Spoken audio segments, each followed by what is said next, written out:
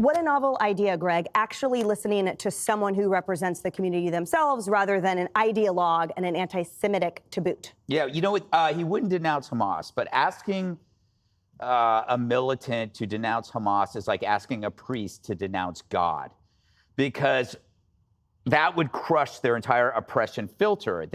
There could be no way that the oppressed can be evil, because that collapses everything.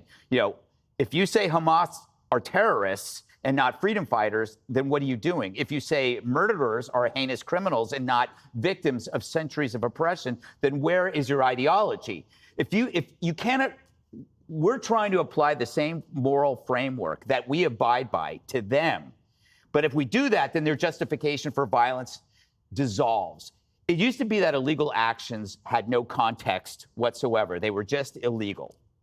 But the left, I would say, starting in the 60s, created an entire ideology that excuses criminality based on your intentions. And you split the population into oppressors and the oppressed.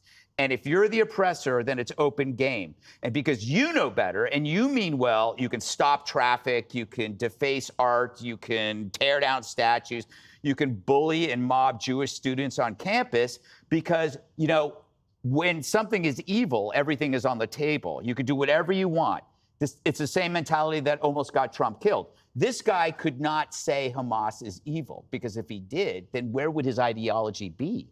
And how is it okay that these Democratic lawmakers are cozying up to this person that Greg is describing? He's a monster. I mean, come on. And that this is who they're taking their photo ops with, instead of, what about the Angel families? You know, between him and Kilmer Abrego Garcia, who's next on their performative virtue signaling TikToks? You'd have to ask Jessica. I don't know why they do that. They don't have to do that. Anytime Trump does something to anybody, it just makes them a victim. And then they have to then come and embrace that victim.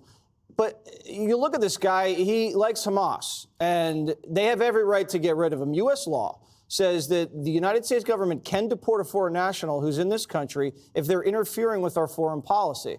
So if this guy is inciting violent pro-Hamas riots at Columbia University, Ivy League school, in the biggest city in the country, the biggest media market in the country, that absolutely undermines our negotiations. We're trying to get American hostages returned from Hamas. It undermines our authority, the way we want to project unity in the Arab world. When you have this guy lighting stuff up in this media market, you absolutely can give this guy the heave-ho. I don't know why they didn't do it earlier. You know, the other guy, the commie, he wins this election, and everyone's like, wow, this guy's, you know, he's dialed into these bread and butter kitchen table issues. He goes on CNN, and he says he's got a problem with capitalism, and then he flies to Africa for a week and a half. And the entire media is just hammering this guy for government-run grocery stores, for saying he was black, and he's out of town. And so it's political malpractice. You're a fresh face and you just disappear to another country for a week, and you're supposed to be mayor of this city? It's crazy. I would never have let him do this trip. Jessica, when did the reframing occur here by the Democrats? Because it sort of reminds me of, you know, that house burglar, that the homeowner set up a trap for the burglar, and then he ends up suing them because he got hurt breaking into the house. You know, this guy is suing the city for leading these anti-Semitic protests, breaking all the Columbia's rules, breaking New York City's rules, and somehow he becomes the victim and the hero against all odds and against what I thought were the Democrat Party's principles. Well, he's suing DHS. He's suing the government for $20 million for the false imprisonment, the treatment that he got. And a judge, to Jesse's point, where you say he obviously is a threat to the United States foreign policy, a judge thought otherwise, which is why he's out there and he's able to do an interview on CNN. So the point about Mondani going to another country, he's going to the place that he spent the first 7 years of his life, and he's celebrating the rest of his marriage. He's a newlywed, and he's doing that. And whether I would have done that myself if I had just pulled off one of the more interesting upsets in recent political memory, I'm not particularly sure. But what he made sure to do before he left was film another very slick, very good social media video that you're going to hear my detractors saying all the things that Jesse just said. And he pulls all of these tweets and posts up that says they're going to call me this. All these people said, go back to Africa. Well, you got your way.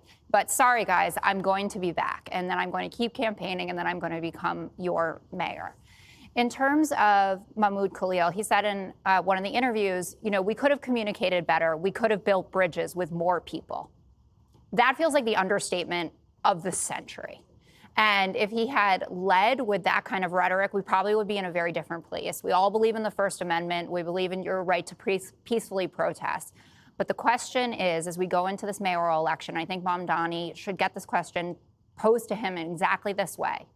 If the campus protests were roaring in the same way that they were last spring, whose side would you have been on? Would you have made sure that those Jewish students could get to their dorms, to Chabad, to the library, to the cafeteria, anywhere that they want to go, the same way that any other student on that campus, especially one from a protected class, would have the right to?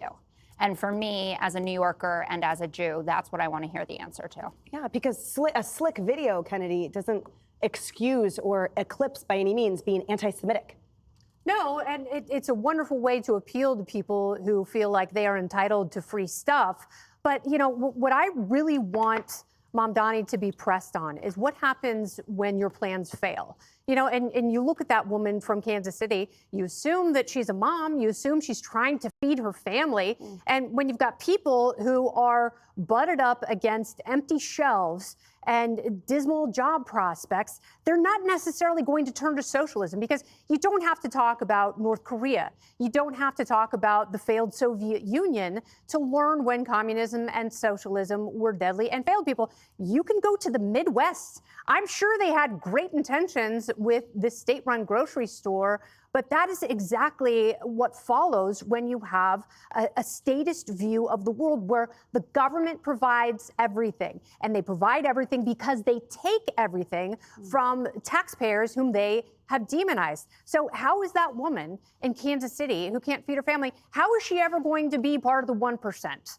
She is going to be held down and oppressed by socialism if that continues to flourish in these cities. And I have to tell you, I was not impressed that he went to Africa, because the last time a big city politician went to Africa, Los Angeles burned to the ground. Well, New York is next, proverbially. Click here to subscribe to the Fox News YouTube page to catch our hottest interviews and most compelling analysis. You won't get it anywhere else.